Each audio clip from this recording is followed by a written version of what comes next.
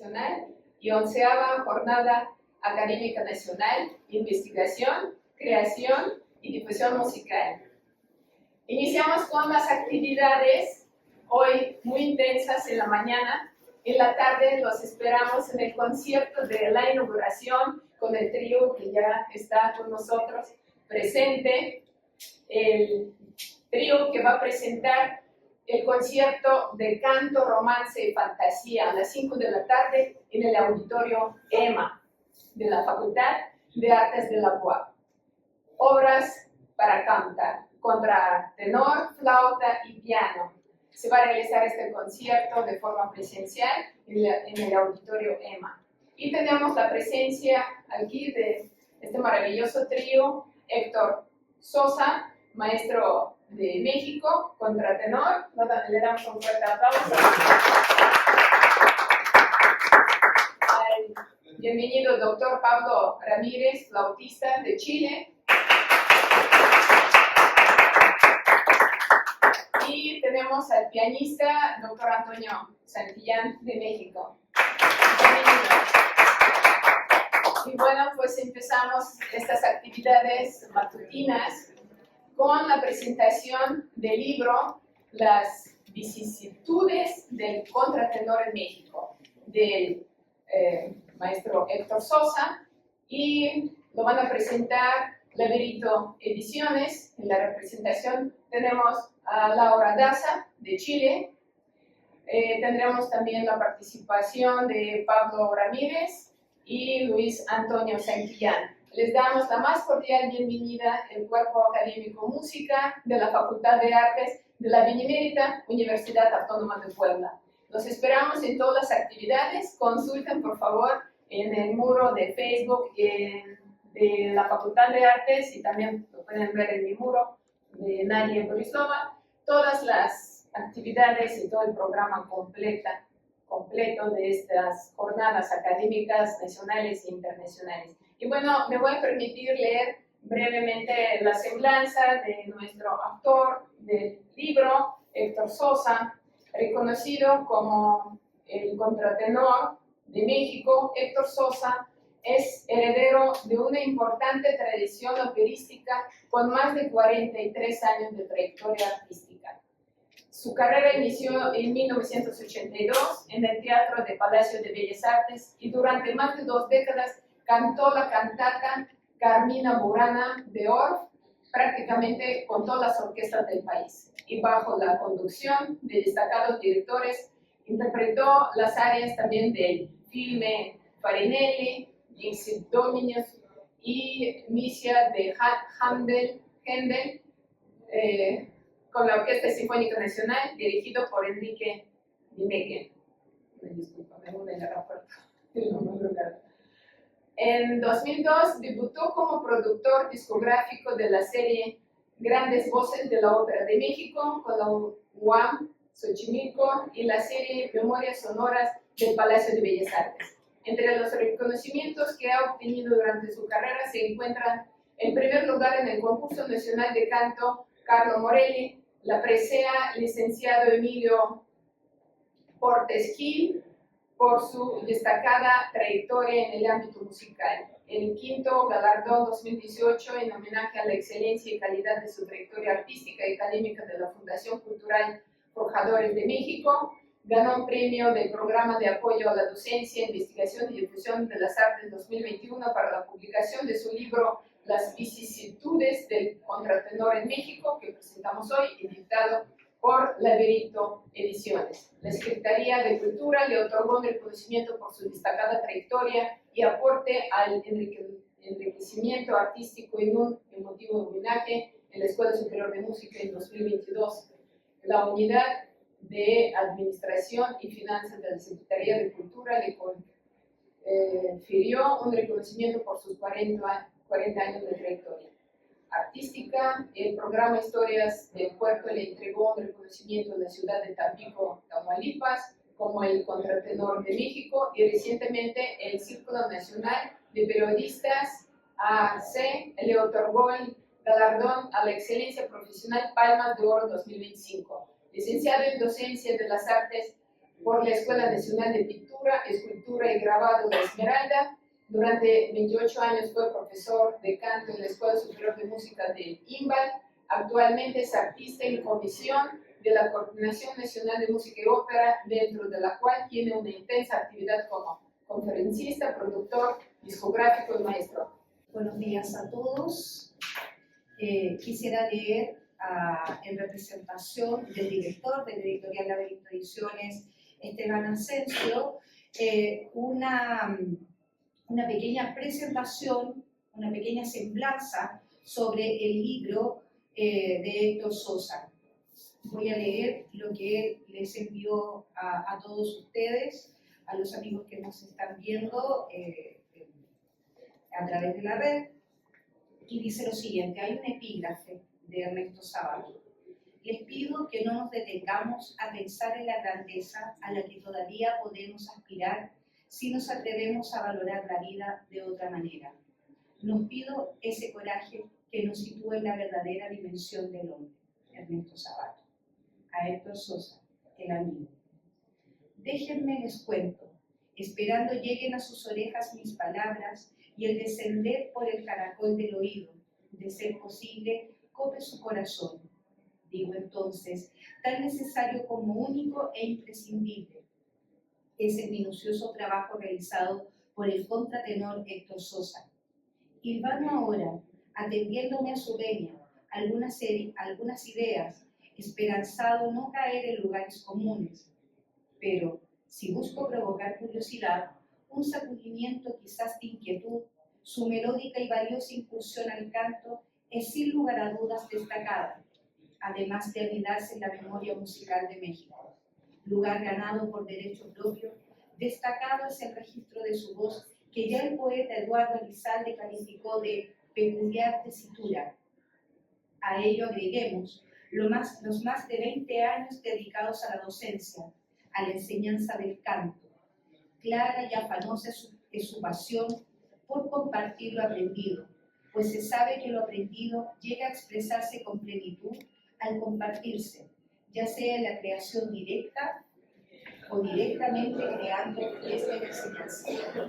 Durante sus más de 4 décadas que suman su invaluable y gran vocación, advierto en Héctor Sosa al artista que bien podría distinguirse con el apelativo de incansable, mas, haciendo uso de mi libre expresión, me permito recordar al francés Pichot cuando en una entrevista expuso la posibilidad de considerar la vida de un ser humano como una obra de arte.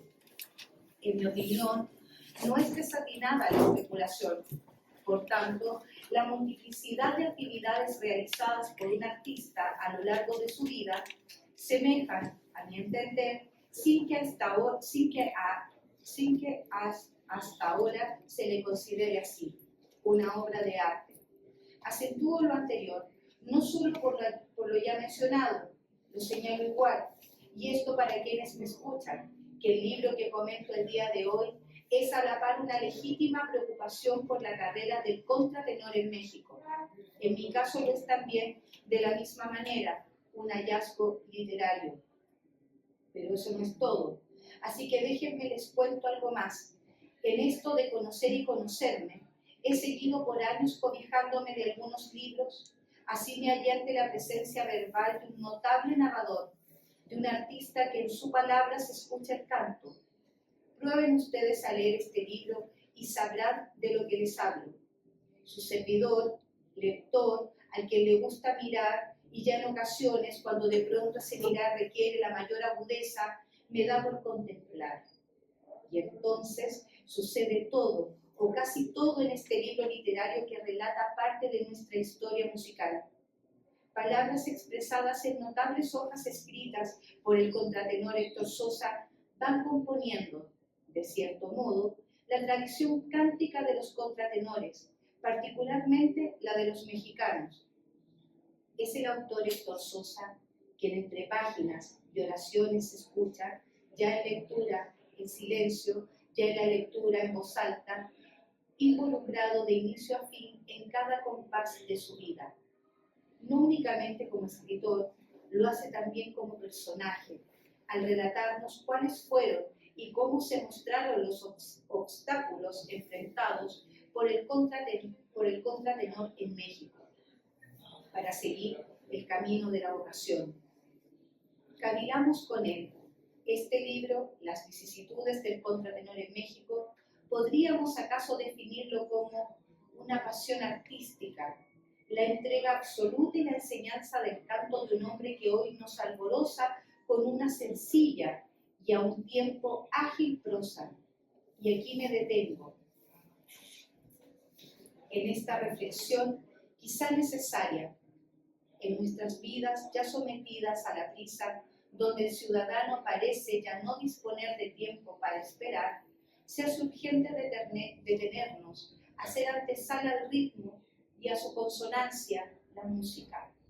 Si observamos un poco, tan solo un poco, veremos cómo la vida pende hoy de la rapidez y por ende de lo desechable. Digo esto pensando en la lectura en voz alta como una expresión, tal vez, del canto. Y aquí, en este espacio donde estamos ahora, hay suficientes motivos para pensarlo. Héctor Sosa, al rememorar, aunque no lo haya pasado así posiblemente, orquesta la biografía musical de los contratenores en México. Y no se olvide que el libro es el artefacto que en las manos del lector cobra vida, estalla, y en ese estallido surge de entre la luz de la sombra la duda, que es tanto como decir el conocimiento, en su suma la sublime expresión del arte. Finalizo teniendo presentes ciertas palabras otorgadas por Eduardo Lizalde, el autor que, digo sin temor a equivocarme, posee también la palabra escrita. Usted es el único que sabe lo que dice cuando canta, y yo agrego, más cuando escribe su visión amplia, la nuestra. Es esta una obra fulgurante. Esteban Asensio, Iztapalapa, México. Muchas gracias.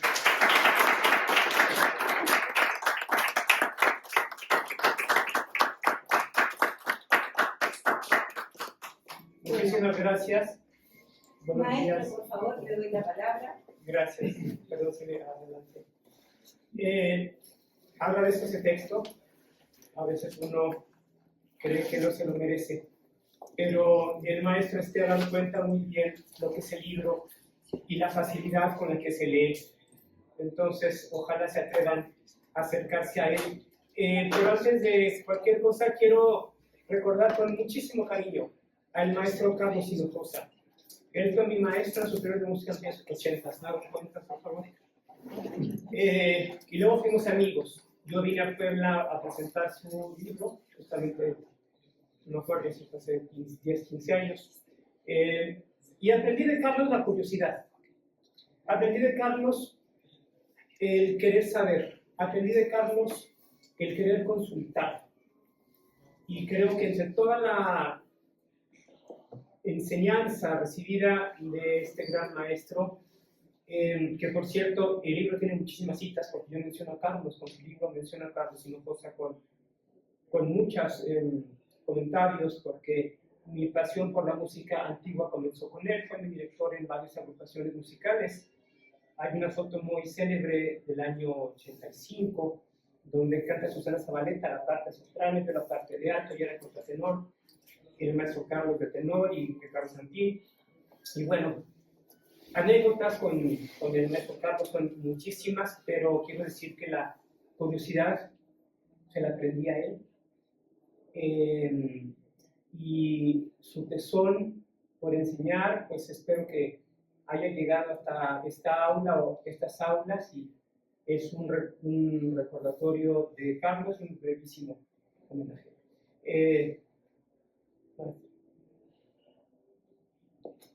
Bueno, como dijo la maestra Nadia, este libro básicamente lo presenta dos músicos y además académicos. Tienen esa dualidad en la que también el maestro Héctor Sosa se divide, ¿no? O tal vez se une en eso de actuar, de interpretar, pero también enseñar, ¿no? En esta ocasión, desde Chile, Pablo Ramírez, doctor en musicología de la Universidad Autónoma de Barcelona, actual académico de la Universidad Adventista, nos va a interactuar con el autor a través de algunas preguntas, donde también de alguna forma, terminado la presentación, ustedes también pueden intervenir, ¿no?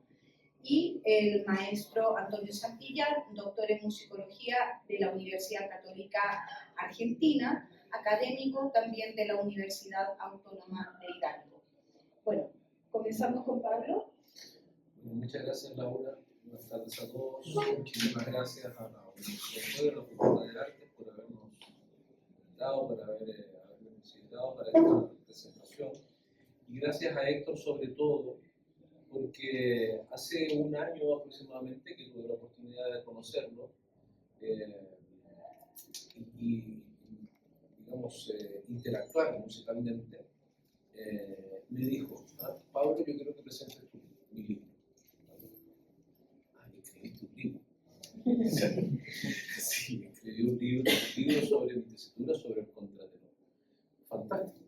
Me sentí no solamente, digamos, desafiado, sino que también un pequeño orgullo porque libros de música, digamos, es muy necesario siempre, sobre todo sobre interpretación. Yo escribo sobre interpretación también, en mi instrumento, en la flauta. Entonces, claro, la interpretación musical es importantísima desde muchísimos puntos de vista. Evidentemente, uno va a escribir sobre interpretación musical y hay unas perspectivas, digamos, que son múltiples, desde lo comercial, desde lo netamente artístico, desde lo compositivo, desde lo técnico, ¿no? Entonces me sentí muy contento porque iba a tener la oportunidad de presentar el libro y además conocer el tema. Comienzo a leer el libro y me doy cuenta que no sé nada, que estoy aprendiéndolo todo. El musicólogo o digamos el académico, que estamos habituados a los temas académicos, digamos, siempre leemos desde dos lugares, ¿no? Desde, digamos, el análisis interno que uno va haciendo, que lo va conociendo, pero también una metamirada, una mirada más amplia, de saber a qué órbita pertenece esto que tú estás leyendo. Pero me fue difícil hacer eso, me fue difícil salir, porque el libro es muy rico en muchos aspectos, desde lo histórico, desde lo técnico, de la voz del contratenor, de la tesitura del contratenor, y además de lo contemporáneo, es decir, de cómo el contratenor, digamos, se emplaza, se ubica dentro del contexto musical. No solamente mexicano, sino que internacional. Por supuesto que está el contexto mexicano, que es muy importante. Entonces tiene esas tres dimensiones. Me pareció un libro extremadamente bien estructurado y sobre todo con un capítulo que es el capítulo tercero, ya me voy a referir a ello, que es sobre pedagogía vocal, ¿vale? Sobre pedagogía vocal, que me pareció un texto bastante erudito, erudito en términos de que es con mucho una explicación, una referencia técnica al canto, a todas las tesituras, no solamente al contratenor, muy profunda, muy precisa, muy bien documentada y además con una experiencia de muchos años de edad, muchos años de docencia. Ese es el capítulo 3. El libro se divide en 4 capítulos. Primero, aproximaciones históricas, digamos, a lo que es el origen de la tesitura del contratenor. Luego, el panorama contemporáneo, sobre todo en México, y aquí están las vicisitudes, porque él entrevistó para este capítulo a 7 contratenores mexicanos, que cada uno presentaba, ¿cierto?, sus vivencias, su enfoque respecto de lo que había sido su carrera, ¿no? Y presentaban evidentemente elementos en común. Luego viene el de la pedagogía vocal, que, como digo, es un texto muy interesante, que me parece que todo cantante debería leerlo, no, por supuesto. Y un cuarto capítulo dedicado al machismo y la homofobia, que es un tema interesante porque la voz aguda del contratenor tiene muchas aristas sociales.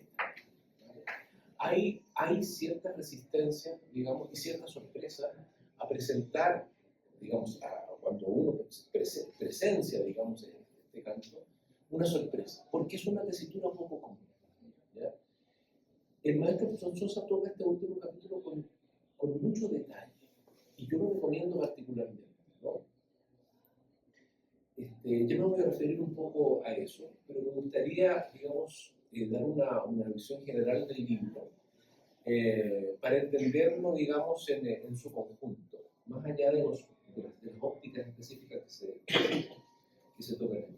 Primero están las aproximaciones históricas a la tesitura del contratenor. La tesitura del contratenor está relacionada con los falsetistas, ¿ya? Con los falsetistas, la voz del falsete, y sobre todo con un tipo de cantante, fundamentalmente siglo XVII, siglo XVII, XVIII, que es el castrati, ¿vale? Es el castrati, que todos lo conocemos, ¿no? Muchos de nosotros vimos Farinelli, ¿no es cierto?, donde se muestra el castrati. Se habla de esto en el libro de forma muy documentada respecto de los castrados, ¿no? Aquellos que cuando niños, digamos, se les fue cercenada para preservar, digamos, la voz blanca, ¿no? Para preservar la voz blanca.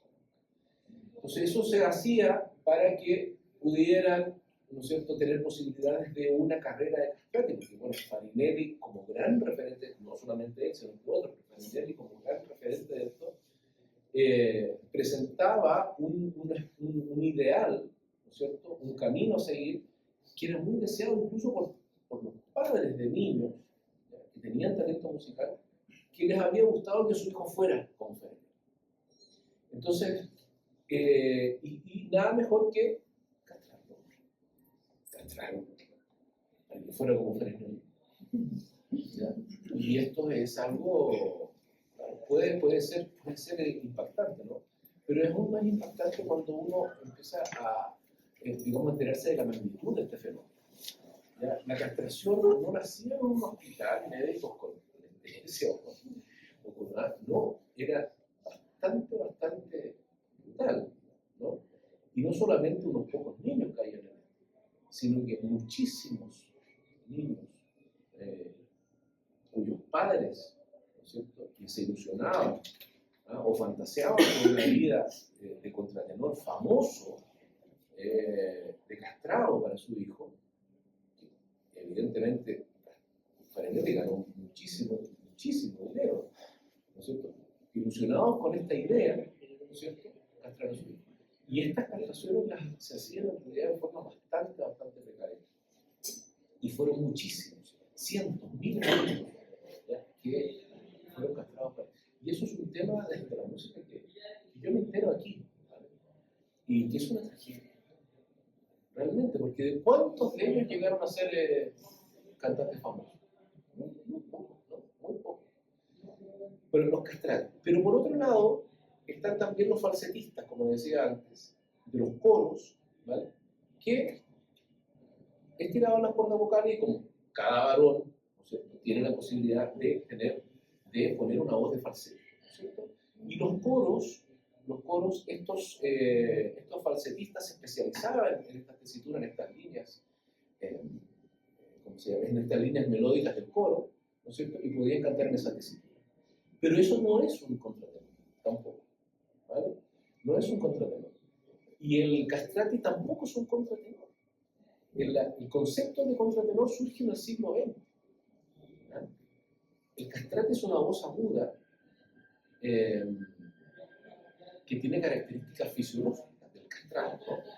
Y el falsetista, ¿cierto?, es la voz que cada varón puede, digamos, impostar estirando la cuerda vocal.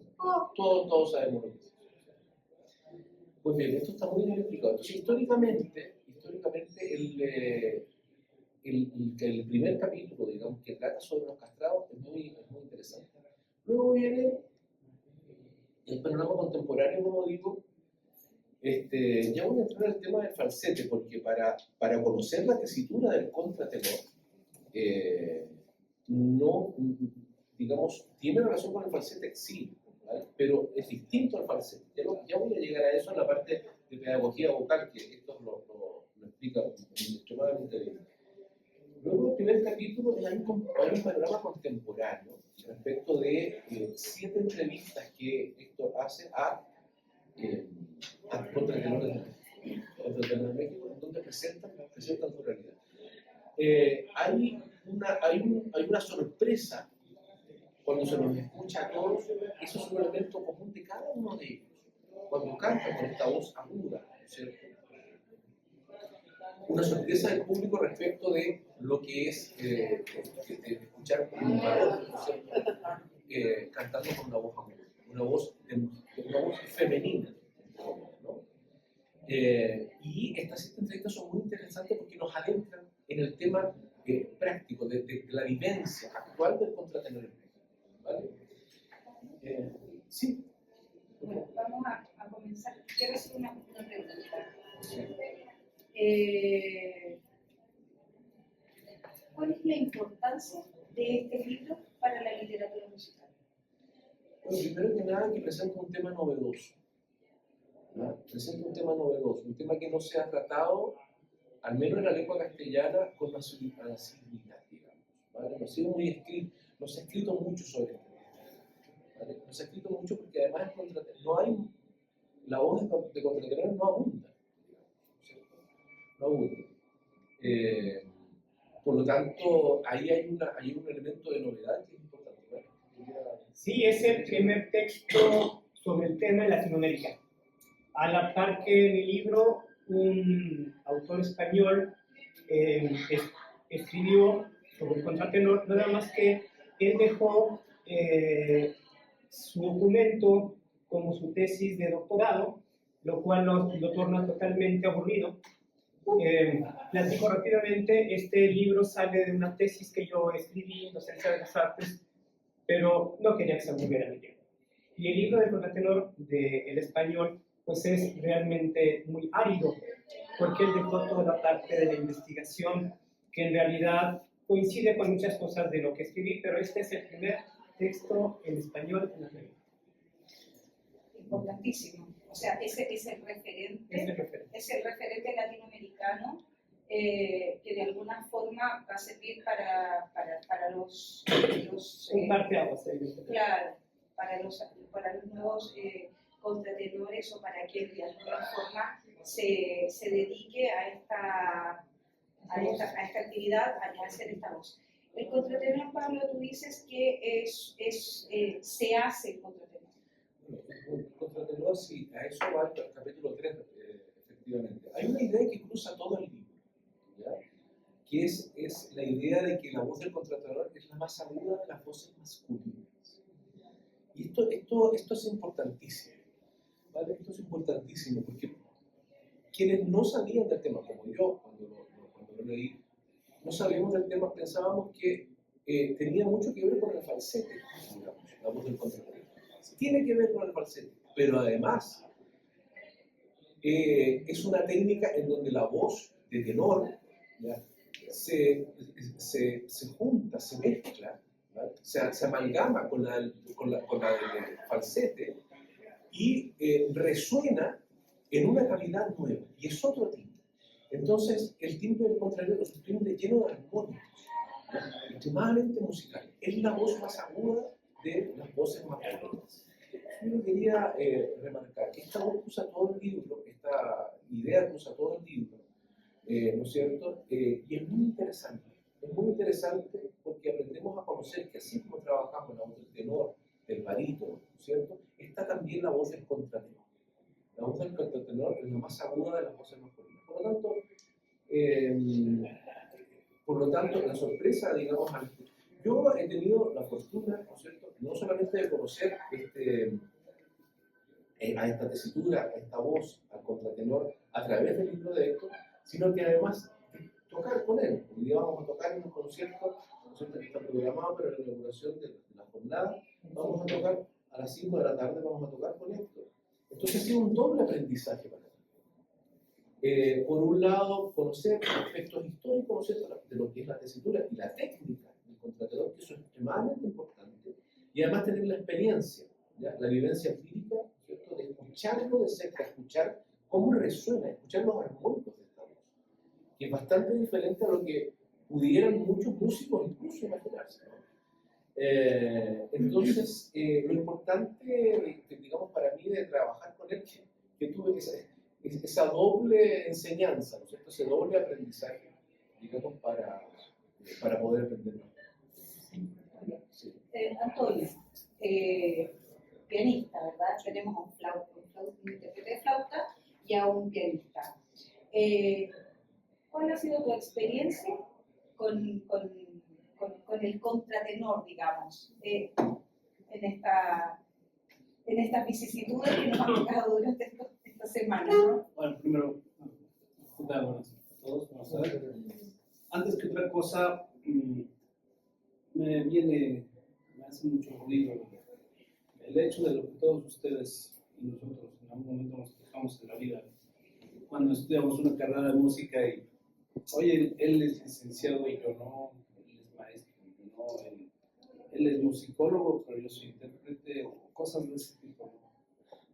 Yo creo que este libro y el trabajo con Héctor y Pablo rompe todas esas barreras. Héctor no se ha dado cuenta que es un musicólogo, que su trabajo es maravillosamente meticuloso, tiene un sentido artístico más allá de la cuestión documental o en cuanto a investigación se refiere, ¿no? Queda claro que los títulos pues son trámites, ¿no? Entonces yo voy a esto. Es muy importante para mí, yo recomiendo el libro porque primero que nada me parece que dice mucho un poco, eso es lo ideal. O sea, siempre Borges se quejaba de eso, de que le daban lástima a los escritores que tenían que escribir libros de 800 páginas para decir lo que podían haber hecho en un mundo. Entonces, justamente eso me gusta del libro. Es muy práctico, toca varios aspectos, pero además, algo que no viene ahí y que pocos ven, quizás nosotros lo vemos, estamos en esto. Esta parte que viene de acá, que solamente entendemos cuando estamos en esto, cuando tocamos, cuando hacemos arte, cuando el que se transmite en lo escrito, uno lo siente, no es leer documentación nada más por leer, esto es así, ya sabes. Entonces, bueno, cabe destacar que Héctor, primero que nada, pues es un tipo diferente. O sea, no cualquiera es contratenor, eso no se da tan fácil. Y no solamente el hecho por la tesitura, sino es una persona diferente porque eso se atreve a ir más allá, se atreve a plantear más allá. Y algo que destaco mucho es la intención que tuvo para hacer el libro. Yo creo que cuando uno decide hacer un libro, es una parte humana, mágica, que tiene que ver con compartirle al mundo todas sus experiencias, toda su vida. Yo creo que nadie hace un libro, espero, con la intención de vean, hice un libro, ¿no? Yo creo que el que realmente se avienta a un trabajo tan arduo y tan serio para hacer un trabajo de este tipo es alguien que realmente desea compartir algo que no es tan fácil. Y ojalá que los que tengan la oportunidad de leerlo, de verdad lo hagan porque vale mucho la pena. Vale mucho la pena y volvemos al mundo de las etiquetas. Son las vicisitudes del contratenor en México, pero son las vicisitudes del pianista en México, del flautista, del cantante, de lo que sea.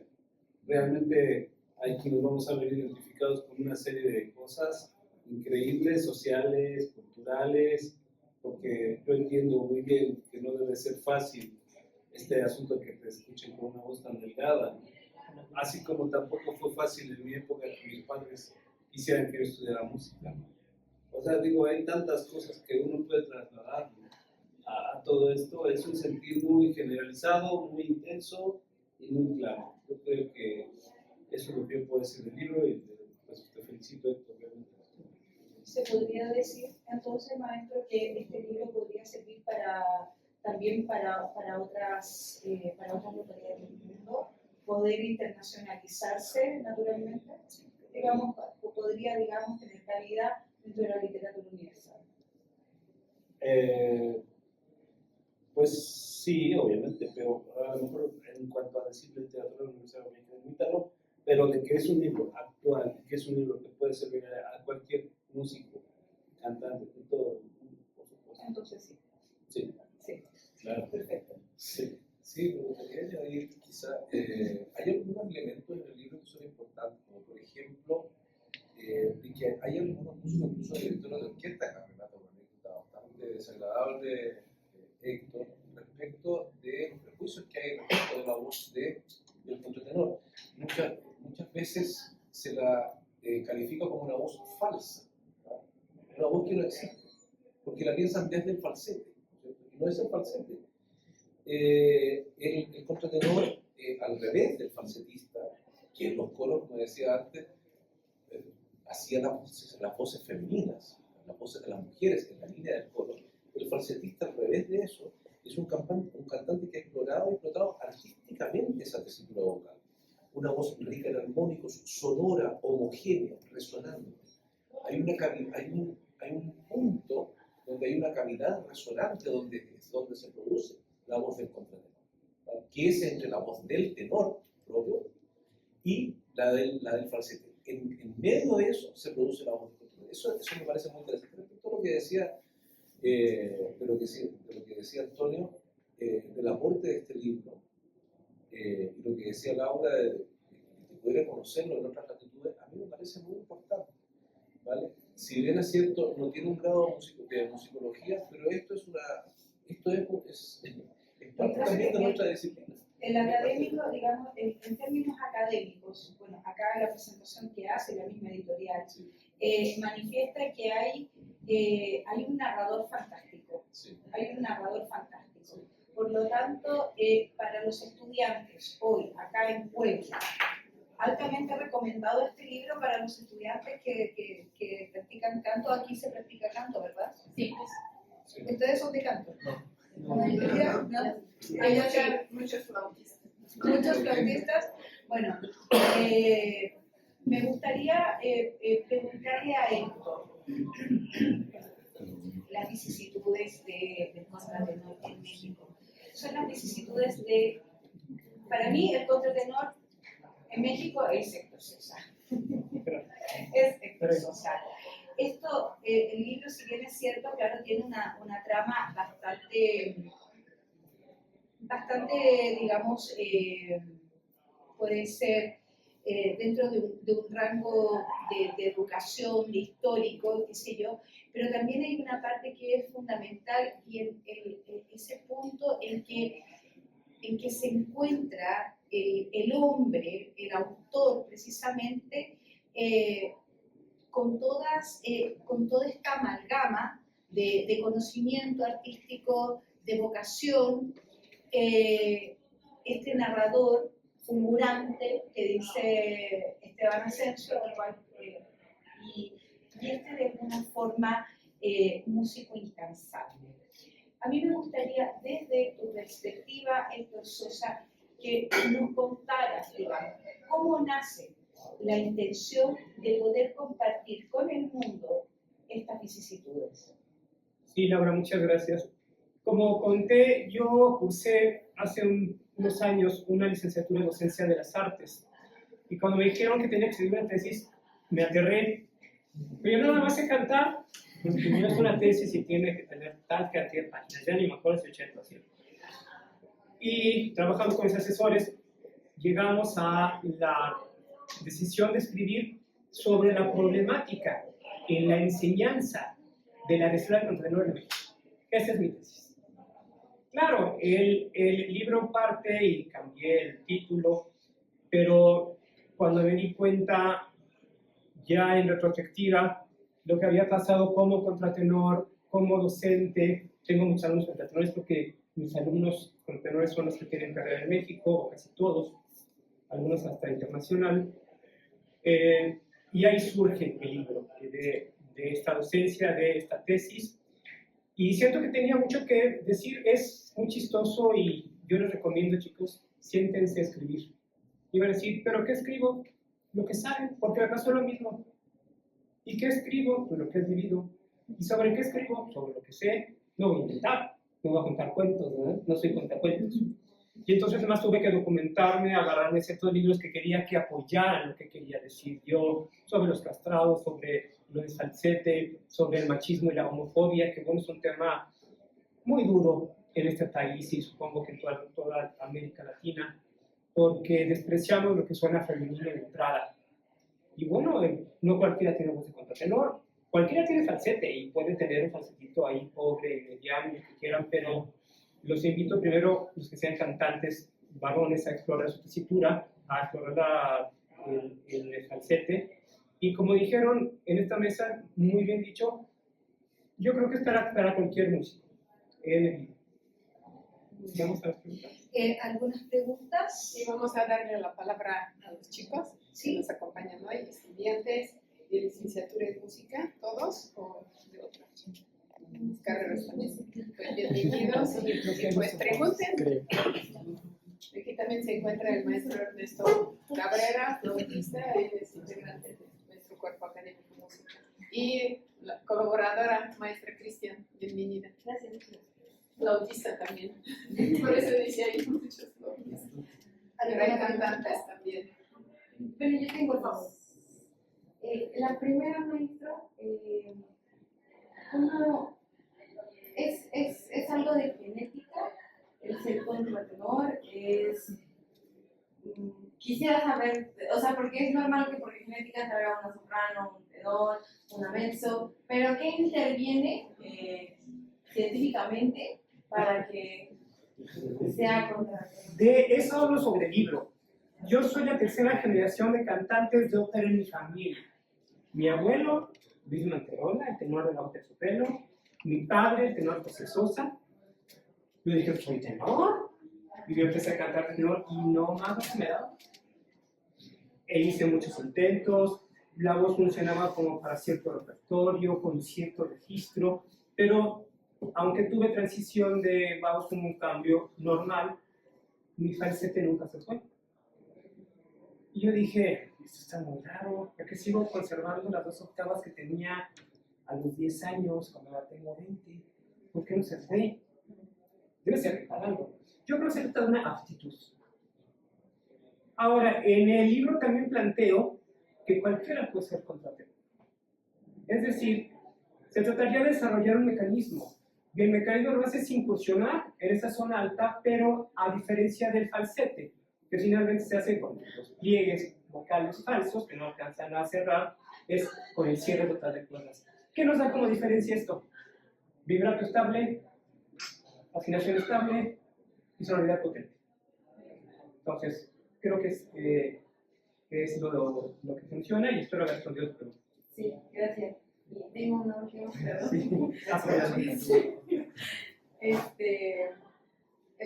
¿Cómo ha usted llevado esa parte de el machismo y la homofobia? ¿Qué aspectos mantiene usted como base en su carrera para poder continuar o seguir construyéndola con todos estos muros tan grandes? Te voy a contar una de las experiencias que he vivido y no sé si habrá pasado ahora que cantamos en Pachuca. Yo he sido de personalidad muy fuerte desde adolescente. Y recuerdo que yo me paraba, inclusive en el Palacio de las Bellas Artes, y el impacto de la gente era que se hacían hacia atrás en sus asientos. El impacto de mi voz, no nada más por el volumen de los armónicos, es decir, cómo asociar un muchacho que viste pantalones, pero que canta así, y que al final me cautivó. El arte debe ser para comunicar y para conmover. Cuando tienes eso como una premisa, el machismo desaparece. Porque no se canta ni para refrendar una preferencia sexual, ni para querer seducir. Se canta porque tienes una emoción que contar, porque tienes una vivencia que dar. Y entonces ahí es cuando el machismo se ve erradicado. La gente cuando tiene la emoción, cuando lograste impregnarlo con lo que querías comunicarle, se le olvida que es.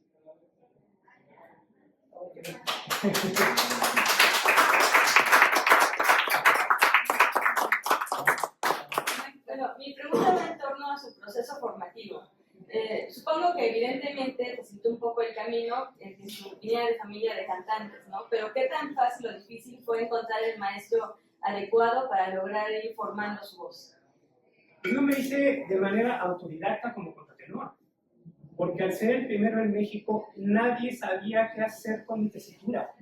Pero tuve la fortuna inmensa de apoyarme en la maestra Erika Kubacek, que fue la maestra de Francisco Araiza, del gran maestro Francisco.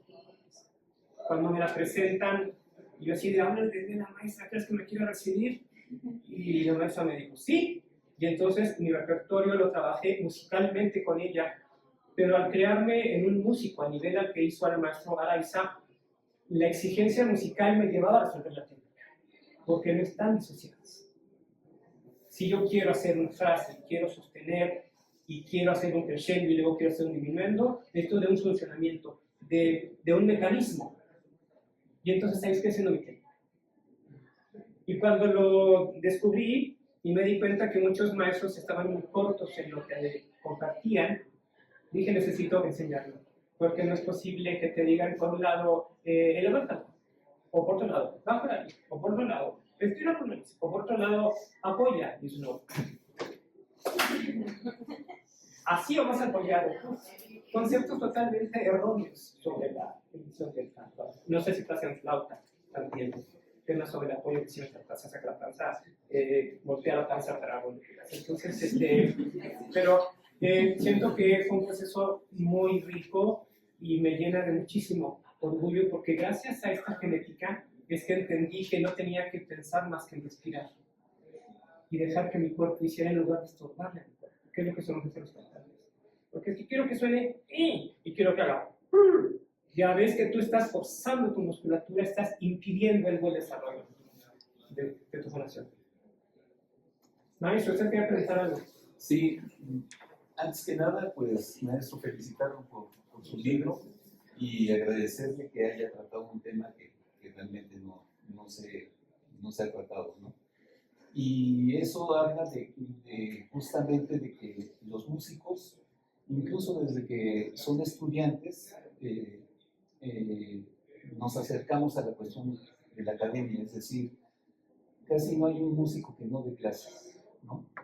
Y en ese sentido, la especialización como musicólogo empieza posterior y bueno, nosotros somos músicos y sobre todo en un contexto universitario también somos académicos, eso va de la mano, no está separado.